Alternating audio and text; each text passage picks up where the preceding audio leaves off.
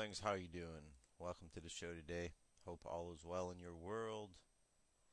Let's jump into our cosmic weather, see what we got going. Alright, starting off at space weather, we have solar wind at 352.9 kilometers per second. Planetary K-index is at a 0. Expected to be no more than a 1 within the next 24 hours. And our M-class flares are down to 10% chance. So our sun's relatively quiet today. And you can see right here we go, quiet sun. Despite several large spots on the Earth side of the sun's X-ray output is flatlined. Solar activity is low and likely to remain so for the next day or so. And as you saw, 10% chance. Now we have the Mars probe, the Russian probe Phobos Grunt. It's been stranded in the Earth's orbit since the main engine failure in early November. The spacecraft is now sinking back to Earth's atmosphere with re-entry expected mid-January. Alright, so keep an eye on that, how that affects things. Now, here we go for astrology. Our elements, our planets and stars today. Well, sun's in Capricorn, and the moon has moved its way over now from Taurus into Gemini. It's not fully into Gemini yet, but it's on its way over. And Gemini are the twins. Gemini is planet Mercury, which is all about communication. So the subconscious aspect of what we're dealing with energetically today is communication. Communication underneath, thinking, things of that nature. Anytime you have Gemini in play, you're dealing with the idea, because you got the twins, you got the balancing aspect. So you want to balance out your communication, but it's always about communication and anything that has to do with communication with others, with ourselves, how we communicate with the world, how we move through the world, like that. Alright? And our moon position for today, we're at 87% full, so we're getting close to that full moon, which should just be in a couple of days. And last but not least, let's look at our dream spell for today. And our dream spell for today is a Red Cosmic Earth Day. Red Cosmic Earth, guided by the dragon. Red is the color of initiation. Cosmic tone, that's the jumper. And the Earth is all about synchronicity, navigation. Our phrase, I endure in order to evolve, transcending synchronicity. I seal the matrix of navigation with the cosmic tone of presence. I am guided by the power of birth. And then on the Gregorian calendar, as we all know, today is the 5th of January 2012. So far so good. We're just moving along nice and smooth in this year so far. Alright, what I'm going to play for you today, next up, is all week long so far I've been introducing you to various programs, movies online that I think you should see. Today is no exception. I'm going to play for you the first part of a series. Now, I've played this multiple times because I think this is a really important series for you to watch. This is Loose Change. It is the final cut, and it is part 1. That's all I'm going to play for you, part 1, but the link will be available so you can follow the link. It'll take you to YouTube, where you'll have access to all of the other parts, the 11 other parts of this, and you'll be able to watch it. It's very important because something happened in 9/11, something that wasn't really, well, the story is not quite right. What they tell, what the 9/11 Commission report tells, doesn't match up with really what happened. There's a big cover-up, a big lie going on, a war started, lots of people have died. You know what's happened. Well, you know what? Maybe you don't. I mean, if you're younger and you're listening to the show, it's a good possibility that they're not talking about 9/11 in school, and you might not have any idea about it. But in the eventuality that you don't, this will be a good primer for you. So let me shut up now, and I'm going to get to the video, and you can see what I am talking about. Here we go.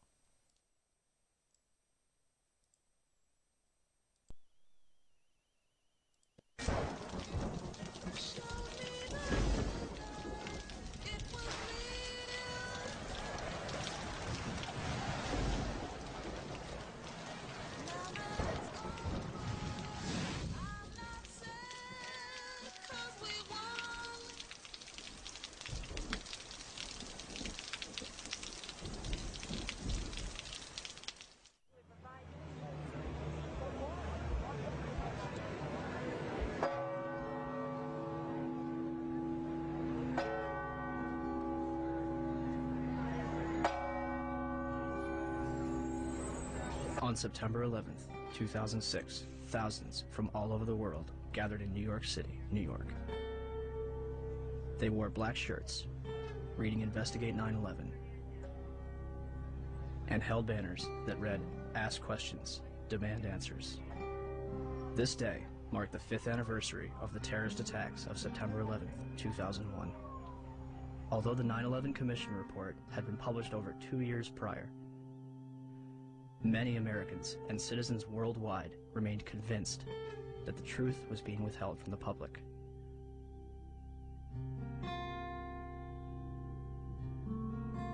Why? Why was a growing percentage of the world population becoming increasingly skeptical of the events of September 11th? Was it a natural inclination towards believing the worst about the United States government? Or was it a legitimate concern that only grew more powerful with time?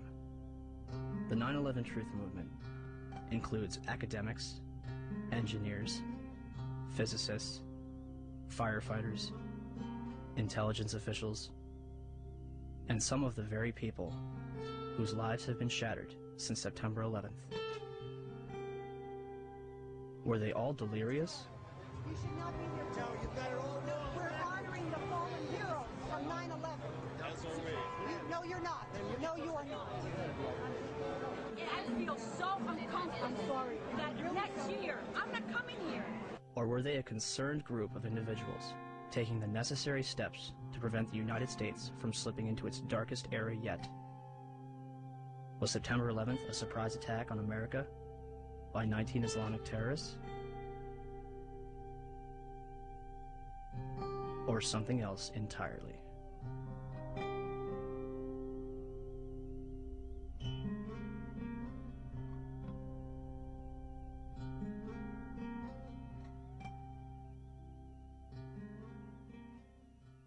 George Bush has spent an uncomfortable day with his people trying to explain away why he failed to pass on warnings the White House had received before September the 11th that terrorists were planning to hijack American aircraft. What happened that day has cast a shadow over just about every area of American life. Now one of the country's best-known journalists has said that the American response to the so-called war on terrorism has created a climate of effective censorship in a land claiming to be the home of free speech. There's never been an American war, small or large, in which access has been so limited as this one. The belief runs so strong in both the political and military leadership that those who control the images will control public opinion.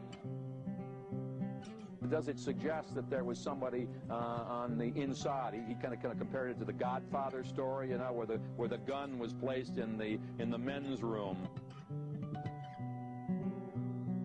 There is also a possibility this could be some kind of inside job. May it have been an inside job? Might these people have gotten help from the inside? I was speculating about that along with others early this morning, but now there's a lot more evidence that suggests it's almost certainly the case.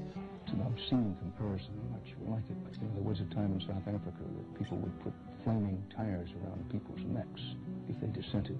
The fear is that you'll be necklaced here. You'll have a flaming tire of lack of patriotism put around your neck. Now, it's that fear that keeps journalists from asking the toughest of the tough questions and to continue to bore in on the tough questions so often. People let us stay out of our business.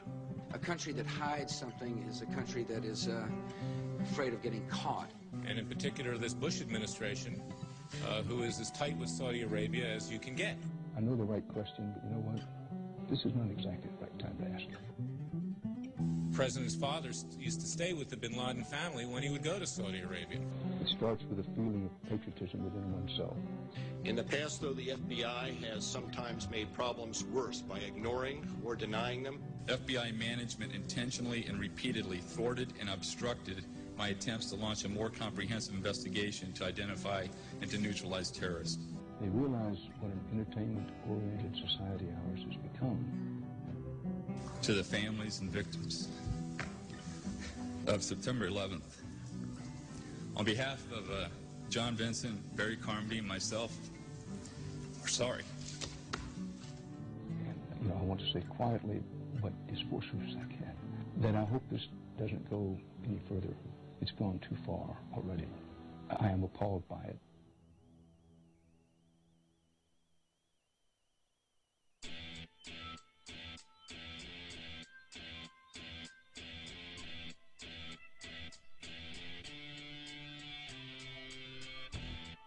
On September 13th, the United States government declares that it has overwhelming evidence that bin Laden is responsible for the attacks. The Taliban offers to hand over Osama bin Laden if the United States can provide evidence. Our position in this regard is that if America have evidence and proofs, they should produce it, and we are ready for the trial of Osama bin Laden in the light of evidence. Are you willing to hand Osama bin Laden to the United States or not? No. Without evidence, no. September 23rd, 2001. States. The Secretary of State said the administration would soon be able to document its case in public against the Al-Qaeda network and Osama bin Laden. And I think it'll be persuasive. By the next day, the White House was already backpedaling.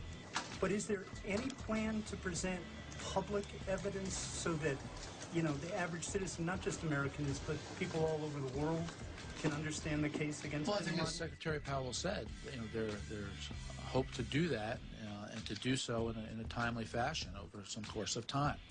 But I think the American people also understand that there are going to be times when that information cannot immediately be forthcoming, and the American people seem to be accepting of that. It seems as though you're asking everyone to trust you. This information has yet to be provided to the public. Instead of taking credit, bin Laden denies involvement in the attacks 3 times. December 13th, the Department of Defense releases a videotape allegedly discovered in a house in Jalalabad, Afghanistan. Osama bin Laden describes the attacks along with Khaled al-Harbi.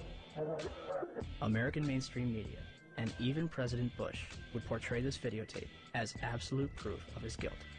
International establishments question the authenticity of the tape. December 26th, 2001. A Taliban official claims that he has attended the funeral of Osama bin Laden. The next day, a video believed to be recorded on November 19th is broadcast, in which bin Laden praises the attack, but takes no responsibility. The next bin Laden video would not appear until October 29th, 2004, days before the presidential election. The video is described as the clearest claim of responsibility for 9/11. And when questioned why bin Laden's most wanted poster does not indict him for 9/11, the chief of investigative publicity for the FBI, Rex Toome, replied, 9/11 is not mentioned on bin Laden's most wanted poster is because the FBI has no hard evidence connecting Osama bin Laden to 9/11. Clearly, I couldn't really believe what I had just heard, so I repeated it, and he said, yes, that is correct. The FBI has no hard evidence connecting Osama bin Laden to 9/11.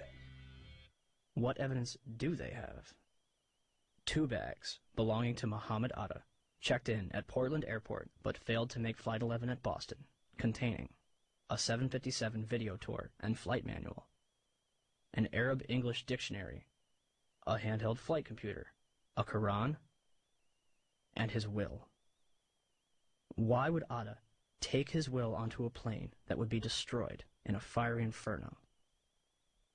Marwan al-Shehi's rental car, discovered at Logan Airport, containing an Arabic flight manual, an airport restricted area pass, and documents from Huffman Aviation.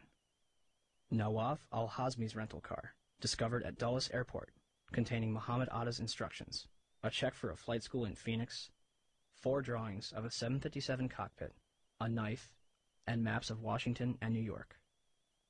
Satam al-Sakami's passport, discovered below the Twin Towers. Well, Dan, not far from here, a passerby found the passport of one of the hijackers. How does a passport fly out of a man's pocket through a 400-mile-per-hour airplane crash, survive 9,000 gallons of jet fuel, and land intact on a sidewalk 1,000 feet below? Mahed Maked and Nawaf al-Hazmi's ID cards discovered in the wreckage at the Pentagon. An ID, Saeed al-Ghamdi's passport, Ahmed al-Nami's driver's license, passport photos.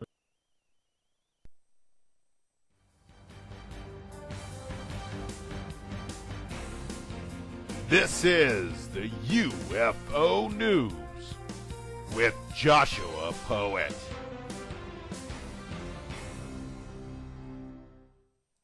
All right, Dirk, thank you very much. Thank you very much indeed. This is our UFO News for today.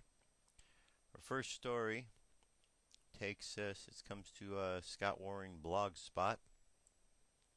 Over 150 reports of UFO shooting over Finland on January 3rd, 2012. All right. This is object in question right here.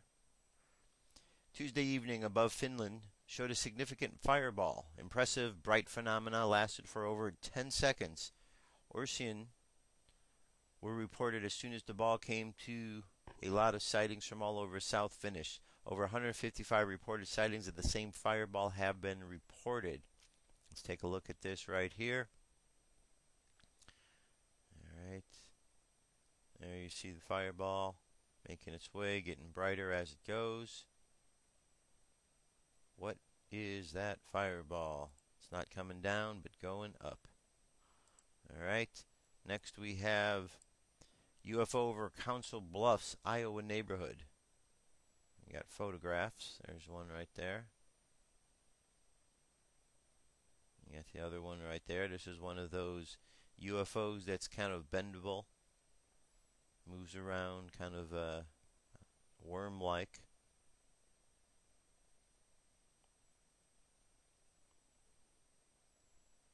Okay, let's take a look at this as full view. It doesn't really help us any.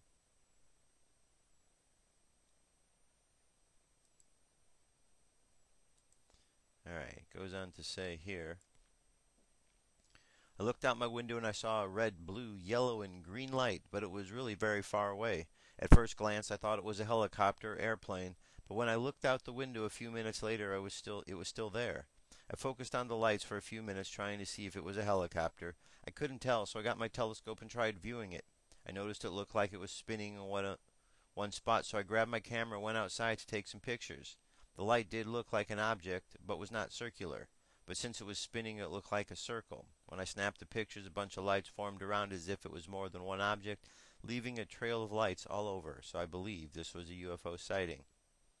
Alright, you can see a variety of different looks of the object here. The link's up on our page, firstcontactradio.com, right-hand side, UFO News. This next story comes to us from the Examiner, Roger Marsh. 2 new UFO sightings. F.E. Warren Air Base testimony continues. 2 new UFO sightings from F.E. Warren's Air Force Base, Cheyenne, Wyoming, were reported for 2011, according to January 4, 2012 statement by UFO Nukes investigator Robert Hastings. The first report was filed anonymously online as UFOs spotted near Air Force Base missile silos. 5 glowing orbs witnessed over F.E. Warren Air Force Base. I observed 5 round, brightly colored objects moving southwest to me quietly at great speed, the witness stated, on August 5, 2011 at about 1810 to 1815 Mountain Daylight Time. I was facing east, nearly 90 degrees true. I happened to be looking out over the moon, which I observed south, when I observed 2 objects approximately 3 degrees east of the moon and the same south. While Hastings was not interviewed, the witness, he speculates that the observation continues with enough detail that the witness appears to have aeronautical navigation training. In a second report filed with the National UFO Reporting Center, another UFO sighting was reported at the same location for the 5th. I was on a hill enjoying the sunset, the witness stated. I felt like I fell asleep but woke up because of very bright light in the sky. It soared past. It was so bright I had to look away. It was cigar-shaped. I've never seen anything like that before. Alright, we don't have any video or anything of that, but there you have it. And our next story here, this is fireball over investigation over Mansfield, Ohio. UFO researchers are on the case of a mysterious burning object that fell from the sky and landed in a wooded area south of Mansfield in Ohio. It hit those woods over there, said Don Beverly, who lives about a quarter mile from the suspected point of impact.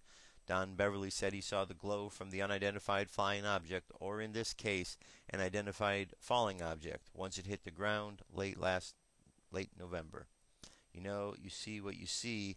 The woods didn't light up at 1:30 in the morning for nothing, says Don Beverly. Let's take a look at this here.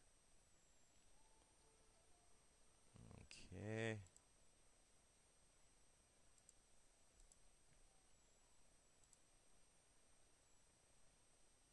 Alright, let me fix this here so you can actually hear this. Day, but the mystery grew even more. No limbs broken, no trees bent over, no burnt spots. The Ohio State Highway Patrol confirmed there were several reports of a mysterious object down in these woods, and they, along with local law enforcement and the National Guard, scoured the area in case it was a plane down, but again, they found nothing.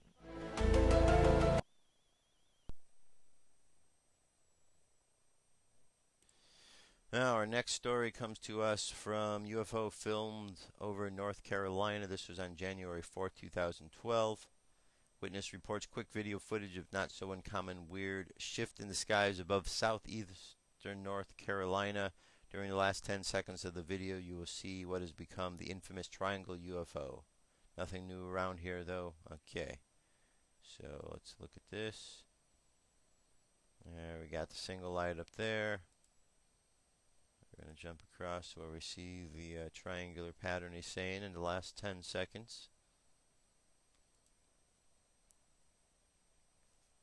Should be just about now.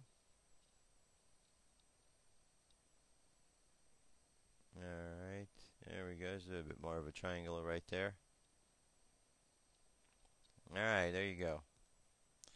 There you have it, folks. That is our UFO news for today. Let's jump away to a song. I'll be back momentarily. Stay tuned. What if our government was responsible for some of the greatest crimes against this nation? Would you really want to know? These are big questions, but these questions deserve answers. It's time to demand the truth. People should not be afraid of their governments. Governments should be afraid of them. 9/11 was an inside job. Kennedy was killed by the CIA. Jimmy Carter saw UFO. Answers to secrets you need to know. So wake up, wake up, wake up, wake up. Wake up, wake up, wake up. Wake up, wake up, wake up.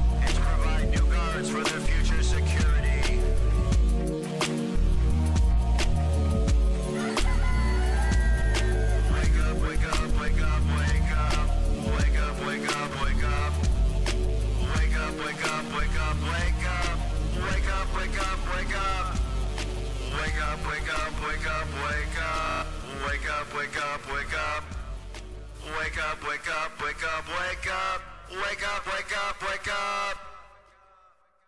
Patriots arise. It's time to demand the truth. Okie doke, okie doke. Let's continue on here. It is time to demand the truth. Now here is some truth that we are all demanding. To know the truth about the president, or the man in office, shall we say. Birthers hail judge's decision that could depose Obama. Ruling denies Obama's attempt to have complaint that seeks to strike president from Georgia ballot dismissed. Paul Joseph Watson at InfoWars writes, birthers are hailing a decision by a judge in Georgia that could see Barack Obama struck from the presidential state ballot if Obama fails to prove that he fulfills the natural-born citizen constitutional requirement to be president. Deputy Chief Judge Michael Malley in the Office of State Administrative Hearings denied a motion by Obama asking to dismiss the complaint that seeks to keep his name off the state ballot during the March presidential primary. The judge decision now sets the stage for January 26th hearing on the issue in Fulton County. Reports the Columbus Ledger-Inquirer. The complaint was originally filed by Orly Tates on behalf of a Georgia resident. Tates, a prominent birther who previously represented two soldiers who refused to deploy to Afghanistan over their doubts that Obama is a natural-born U.S. citizen and therefore ineligible to be commander-in-chief, lauded the judge's rulings. I can now depose Obama and everybody else involved with any impediment, the California attorney posted on her website. Tates, along with several other Georgia residents, will now be able to present their evidence that Obama was not born in the United States in a court of law unless the ruling is overturned on appeal before January 26th. The case, Farrar versus Obama, was brought by J. Mark Hatfield, a Republican state representative who last year failed to pass a bill that would have required presidential candidates to submit proof of qualification. The Georgia election code, mandates that every candidate for federal and state office who is certified by the state executive committee of a political party or who files a notice of candidacy shall meet the constitutional and statutory qualifications for holding the office being sought, stated the ruling in response to President Obama's attempt to have the case dismissed. Despite the White House being forced to release a purported copy of Obama's birth certificate last year, the controversy has yet to completely die down. One-time Republican presidential candidate Donald Trump repeatedly raised questions surrounding Obama's background during the spring of 2011 before going cold on the issue. A more prominent birther and author, Jerome Corsi, claimed was an organized political stunt to neutralize the issue. The release of Corey's best-selling book, whereas the birth certificate coincided with the White House deciding to release Obama's alleged long-form birth certificate, Corsi points to evidence that the document is a forgery created using modern computer techniques that has numerous discrepancies with a genuine 1961 birth certificate created by a typewriter. So, we'll see what happens January 26th. I'm sure that they're going to try to stop this. They always try to stop this. Obama's already put up a couple $1 million to see that this issue doesn't get brought up. But eventually, folks, the truth does win out.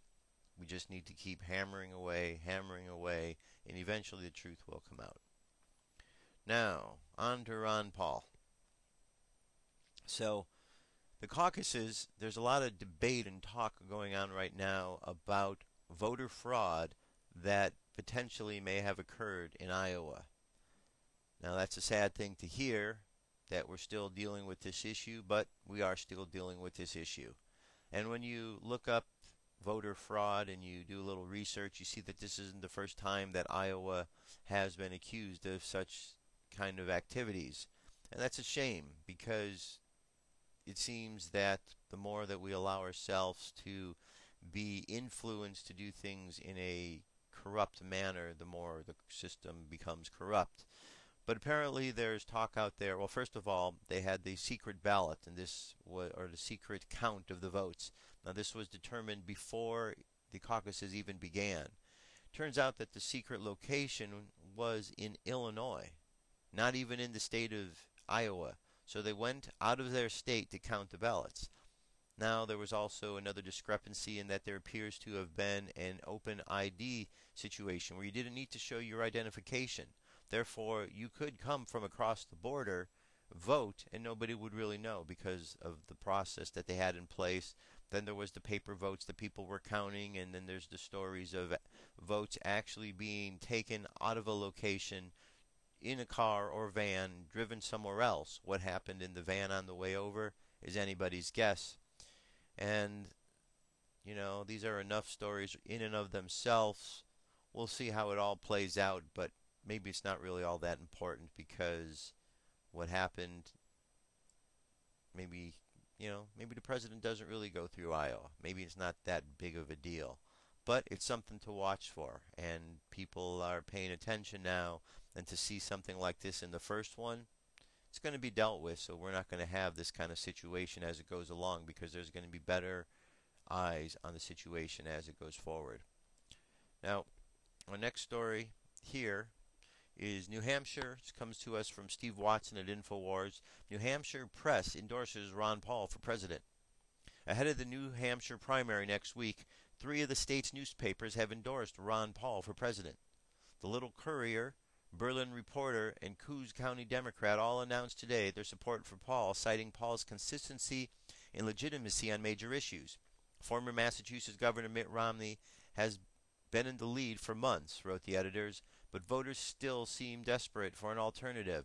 There's always another candidate pulling stronger or almost as strong numbers in the polls. Voters have lost faith in Obama. They are not sold on Romney to replace him. Congressman Ron Paul, however, has never voted to raise a tax and voted against all of the bailouts that have riled up Tea Partiers and Occupy Wall Streeters alike. They continued his prediction that the United States can no longer afford the economic cost of our overseas commitments makes many Republicans uncomfortable, possibly by the very truth of the assertion. For decades, he has been the rare sort of politician who speaks what he believes to be the truth and doesn't flutter in the wind of public opinion. This could not be said of Obama or Romney. Powerful leaders like Franklin Roosevelt and Ronald Reagan changed the political landscape. The editors concluded, this is what Ron Paul could do for our country and why we support him. 2 debates are scheduled to take place in New Hampshire prior to the primary next Tuesday. Ron Paul will be in attendance at both events. The first, an ABC WMUR-sponsored debate to be held at the Dana Center at St. Salem College in Manchester, is scheduled for Saturday at 9 p.m. Eastern. The second is an NBC News, Facebook, and Union Leader-sponsored event to be held at Chubb Theater at Capitol Center in the Arts Concord. The debate will air on the NBC Network, Meet the Press, and will stream live on Facebook.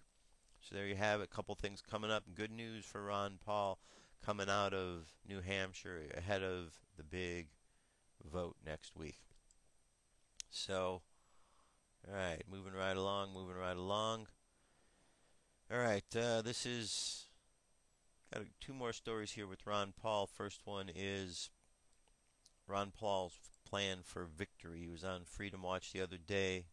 This is what he had to say. Here we go. Message, and now his delegates are on equal footing to combat the establishment of the Republican Party. Here now, Texas Republican Congressman Ron Paul. Congressman Paul, it's a pleasure. Congratulations on the numbers you achieved last night in Iowa. Thank you, Judge. Good to be with you. What is your road to the Republican nomination as you see it? I think you've hinted as to what it is. I mean, it's getting the delegates, and you have to, win the primaries or win these caucuses.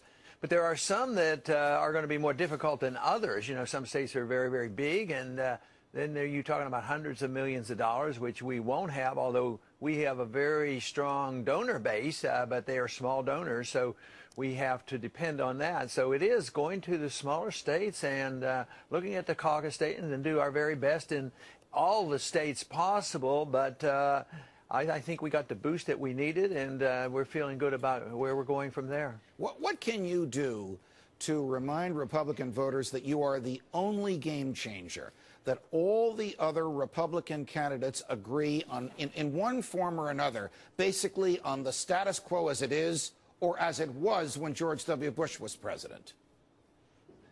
Well, you know what would be encouraging if, you know, our large rallies, we had large rallies out in Iowa, sometimes over 1,000, sometimes 1,400 people. And responses, a lot of responses came on the foreign policy of bringing our troops home, the civil liberties, the Patriot Act. They inevitably, whether I was in a Republican group or independents or what, they know about the Patriot Act, and they also know about this National Defense Authorization Act, which really impressed me because so many would even bring it up and ask questions about it. And the responses there are fantastic, but you don't hear that on the news. You know, they don't report that. And if they would know that, they would see that there's a bit of a difference because the rest are supportive of the status quo. They're not talking about civil liberties. They're talking about, you know, an aggressive foreign policy of moving troops around the war and occupation and changing the internal governments of other nations. And, you know, even when they talk about fiscal conservatism, they're not really talking about it. Right. They're talking about tinkering on the edges and cutting a little bit of the increases. Right. Of course, you know, I have a proposal to really cut the budget. Yours is the only proposal that will cut the budget. In fact, you want to cut $1 trillion in the first year. If we cut the $1 trillion in the first year of your presidency, you could probably run the federal government without having to borrow any more money. If that were so, what would that mean for the economy? Well, I think, you know, there's a lot of psychology in economics, and, you know, you need to restore confidence. You have to get better policy. You restore, you know, the psychology and the confidence. That would help. I think just changing foreign policy, it would change the psychology. If all of a sudden they started seeing our troops here at home rather than going into Australia and these different places. Now they're adding countries into all over Africa and looking at Syria and Iran. You know, if that psychology would be changed and that we'd be spending either that money at home or letting the people spend that money, I think that would give a real boost. But we need to get the people to spend the money. We need to quit monetizing debt. We need to market operate. We need contracts back again. Right. We need, you know, market interest rates, all the things that we used to have, but we gave up on about 100 years ago. Last week, I was off in almost every place I went out in northwest New Jersey, a very conservative Republican area where I live. People came up to me and said, I like Ron Paul, but I'm worried about his foreign policy. If you had been standing next to me when those folks said that to me, what would you have said back to them? Well, I might have started with a question and asking, what are you worried about? And what they usually talk about is they're afraid I'm not strong on national defense. And I tell them that just spending money overseas as military spending, it may well distract from national defense. And I would use Republicans like Eisenhower warning about the military-industrial complex, and Robert Taft, how he warned about getting into NATO, and that we should be spending this money at home. But the one thing that to pay more attention to is they think that if you don't vote for the money and for the wars and everything, you're against the troops. But when you give them the statistic that I get twice as much money as the other candidates from active military duties, I said, why doesn't that count for something? And they pay a lot of attention to that. Congressman Paul, congratulations on the victory last night. We'll see you in New Hampshire. Thanks for joining us. Thank you. As for the other candidate. Okay, so let me show you something really interesting about this video here. This is at YouTube, and I'm going to bring this up here so you can see this. Alright, this particular one, it's been re-uploaded other places. It shows right here, 301 views, right? 301 views. But down here, 595 likes. So how could there be more likes than there are views? Are there people that are just going here? So according to this, there's nearly twice as many people have come to this video. Let's see, 294. Actually 295 because there's one dislike. So there's been 295 people that have come to this video, apparently just click the like button but never watch the video. It doesn't usually work like that. People usually go and watch the videos. So we hear about things like voter fraud. Well, here on YouTube they have counting fraud. And this happens all the time. All the time there's all these videos that'll be out there and you'll watch them, and if it's something really controversial, you'll watch that the videos will freeze and you'll see that there'll be more comments on pages than there are views at times. And they mess with the numbers. It's unfortunate. We live in those days where there's too many people that are afraid of something being said the wrong way, not politically correct, and blah, blah, blah. And, you know, all of that nonsense is what's screwing things up. So it's only when folks like you speak up about these kind of things that, you know, it makes a difference. It's like when the banks and Verizon and, you know, companies want to go ahead and they want to increase their rates. Well, it's all well and good until people start boycotting, and then suddenly they change their tune. So we live in a good time where the will of the people can be addressed if the people simply speak up. Remember, bad things happen when good people say and do nothing. All right. Now, we got another clip here of Ron Paul. This is talking about his foreign policy, one that you've heard so much about. Will Republican presidential candidate Ron Paul stay Republican? Or is it possible that after coming in third last night in the Iowa caucus, he might consider running as an independent? I spoke to Congressman Paul just minutes ago. Please take a listen. We welcome back to the show Texas Congressman Ron Paul, who finished a close third in the Iowa presidential caucus last evening. Dr. Paul, welcome back, sir. We appreciate your time. Thank you very much, Larry. All right, let me just begin with your speech last night. Excellent speech. I thought. I stayed up late and watched it. Now, you said that you have ideas that Republicans need. I want to just start with this. Are you talking about your free market, libertarian, Austrian economics? Is that one of the key ideas that Republicans need? Yeah, absolutely. You'll probably understand this statement, but somebody came up to me that evening and said, I'm waiting for the day that we can say we're all Austrians now. You remember Nixon's statement, we're all Keynesians now? And that ushered in a bad age in the 70s, and we've had a lot of government intervention. They all justified deficits. So, no, I believe in the free market economics. I believe in, working hard and saving and accumulating capital, and you have to have the proper tax code, and you have to get rid of the inheritance tax, and you have to do something with the corporate tax.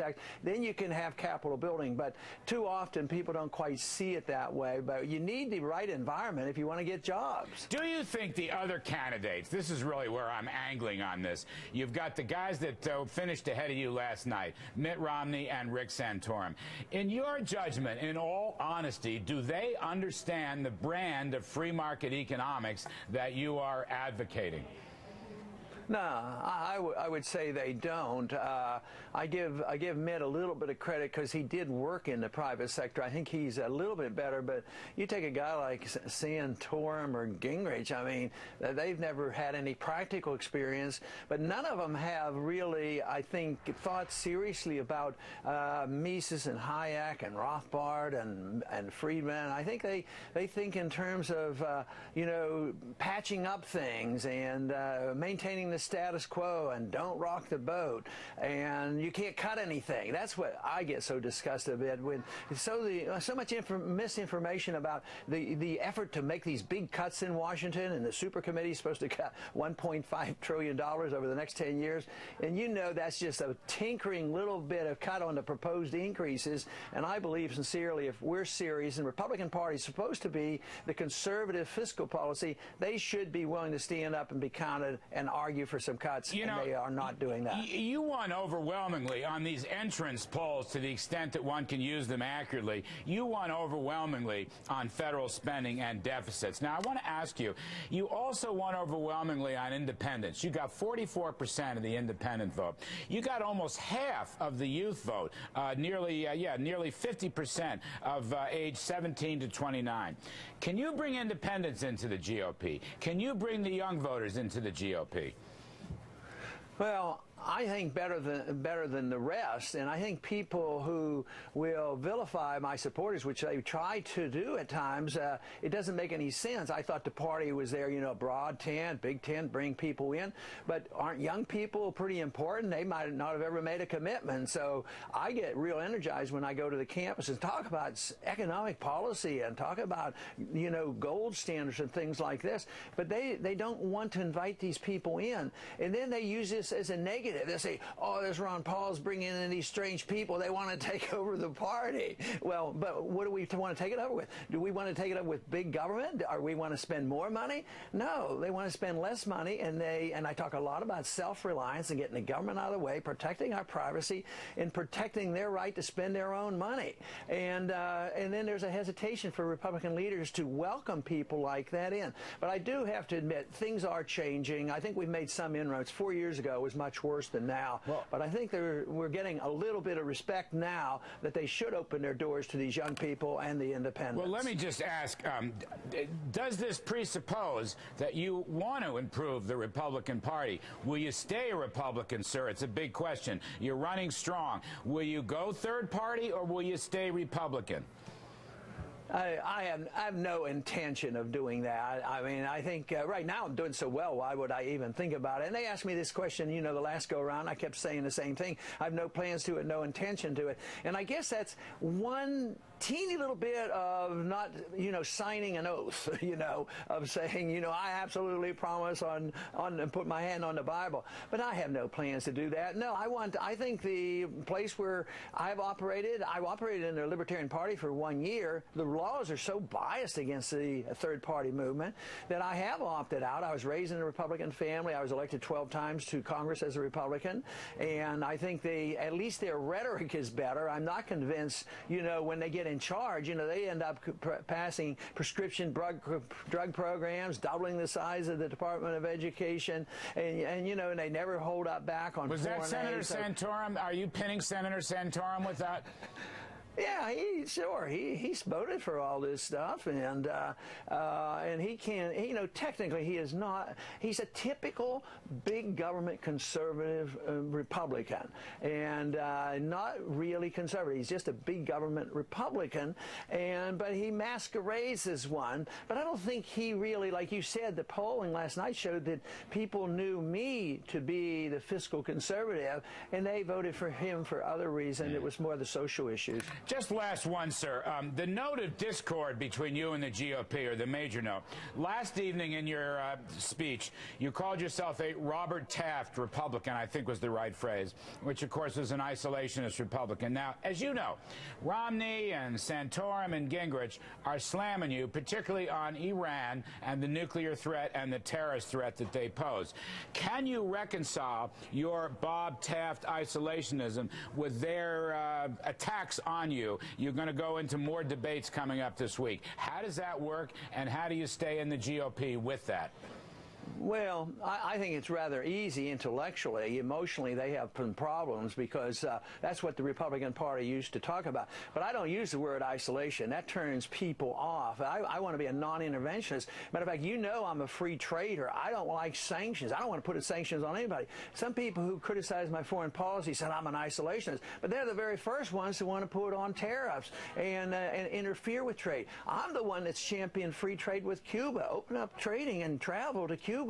So this is absolutely different than isolationism. But the whole thing is they want to, what they think is conservative is never cutting a penny out of military spending that has nothing to do with defending this country. And this is what Eisenhower warned about too. Military-industrial complex. They're going to have, you know, influence. But I think we have a stronger national defense. I think our troops should be here at home defending our borders and not pretending they even know where the border is between Afghanistan and Pakistan. We don't need to invade any more countries or start any more wars. We need to be concerned about people who have nuclear weapons. We contained the Soviets when they had 30,000 of them. When I was in the Air Force, we got by. So this idea that we have to go to war because somebody might get a nuclear weapon, even the head of the Mossad in Israel said, you know, even if Iran gets a nuclear weapon, it's not an existential threat to Israel. So we should pay attention to the debate that's going on in Israel as well. All right, thank you, sir. We didn't even have a chance to have some fun with the Federal Reserve and their new interest rate targets. I know last night you called for a new monetary system, including gold. I say God bless on that one. You know that. Anyway, Congressman Paul, all best luck. Godspeed on the campaign trail. Thank you, Larry. All right. All right, there you have it. Next up on Kudlow. All right, very good. So, lots of great information there on Dr. Paul, what's going on. And our very last story here comes to us from, well, this is on the front page of Yahoo right now. Now, you may have heard this story. This is about the ruins, the Mayan ruins in Georgia. Or are there? The textbooks will tell you that the Mayan people thrived in Central America from about 2250 to 900 AD, building magnificent temples in Guatemala, Honduras, Belize, and southern Mexico. But could they possibly have left stone ruins in the mountains of North Georgia? Richard Thornton thinks so. He says he's an architect by training, but has been researching the history of native people in and around Georgia for years. On the Examiner.com, he wrote about a 1,100-year-old archaeological site near Georgia's highest mountain, Brasstown Bald, that he said is possibly the site of the fabled city Yupaha, which Spanish explorer Hernando de Soto failed to find in 1540. This might all be fairly arcane stuff, except that an archaeologist he cited, Mark Williams of the University of Georgia, took exception. In the comments section after Thornton's piece, he wrote, "I'm an archaeologist, Mark Williams mentioned in the article. This is total and complete bunk. There is no evidence of Maya in Georgia. Move along now." This might be all. Move along now. Immediately after the story exploded, in comments on Examiner as well as on Facebook and in emails, users piled on. One woman called Williams completely pompous and arrogant. A man wrote he was completely disrespectful of the public at large. Another said he would urge the state of Georgia to cut off funding for Williams' academic department at the university. All of this left Thornton, who writes often about the Maya for Examiner, dumbfounded. "I actually was giving Williams a plug," he said in an interview with ABC News. "I got a regular readership, but this thing just went viral."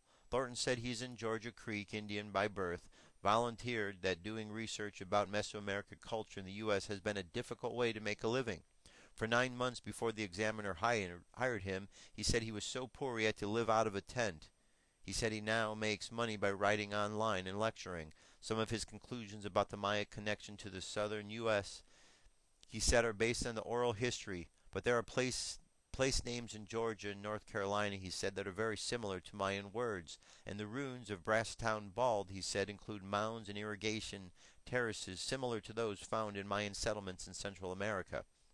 Williams, the doubting architect, has many online defenders. While there are many, many compelling parallels between Central America and North America, indigenous mythologies, wrote one, that does not mean that there was direct evidence that the post-classic collapse Maya emigrated all the way to Georgia. Williams stood his ground again. Thornton suggested that Brasstown Bald has many Mayan roots. "The sites are certainly those of Native Americans of prehistoric Georgia," he wrote in an email. "Wild theories are not new, but the web simply spreads them faster than ever." So the debate will go on, but very interesting indeed that there may actually be Mayan ruins in Georgia. We'll keep you informed as we know more about that story. I'm sure it's going to be unfolding for quite some time. All right, that brings us to the ending moment here. Let's close things out with a short prayer and meditation. Close your eyes. Relax.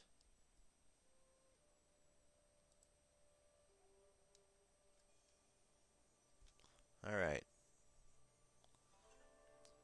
Today's meditation is real simple. Let's just imagine ourselves seated in a room. And as we are seated in this room, in front of you is a empty chalkboard. And you're just sitting looking at the chalkboard. And just allow yourself to ask the question to the universe, what you need to know right now. What you need to know in life right now. And simply allow yourself to remain still and allow whatever that message is to be written on the board in front of you.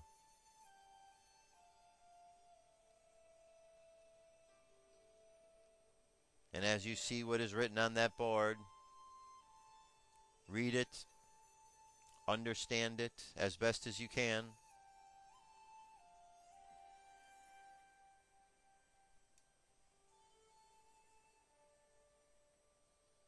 And as you're seated there, let's make sure our chakras are all activated. Bottom of the spine, the red color chakra. Raise the energy up higher to the chakra above it. Orange at the belly button. Up just below the rib cage in the solar plexus area. You have the yellow color chakra. The energy raises up higher to the heart, to the green color chakra. From there to the top of your throat, the blue chakra. From your throat chakra up to the third eye. Violet is the color of the chakra there. And finally, the top of your head, the crown chakra, color is indigo. Light continues on up into the cosmos. You are connected above and below.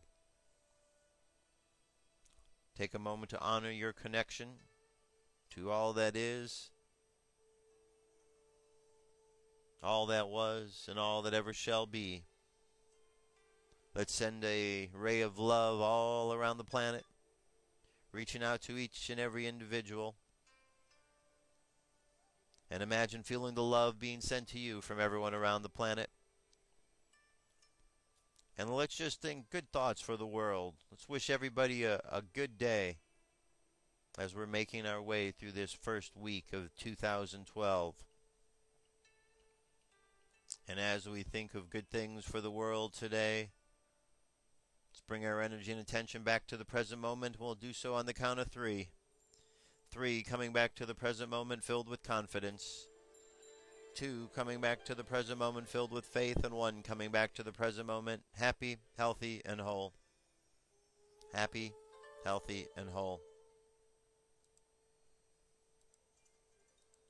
And there you have it, my friends. Another show, another prayer, another meditation. Thank you for being here. It's a pleasure each and every day to be able to present this news and information. FirstContactRadio.com is the place where you can go to catch up on all of our stories. On the right-hand side, you can just follow the links. You got daily news and all the news stories that we play each and every day. And then the UFO news is the same thing. You can check our past shows at Blog Talk and the Radio Archives link. And then we have the video archives, which will take you to all our past shows over at YouTube. So you can check them out, check them out, check them out. And don't forget the book 2012, Simplicity of 2012. And then we have the free download, Wake Up. Lots of stuff for you. Lots of other links to check out. So don't hesitate. Information is there waiting for you now. All right, that's it. That's all I have to say for today, my friends. Have a good time. I'll talk to you tomorrow. Peace. I'm out of here.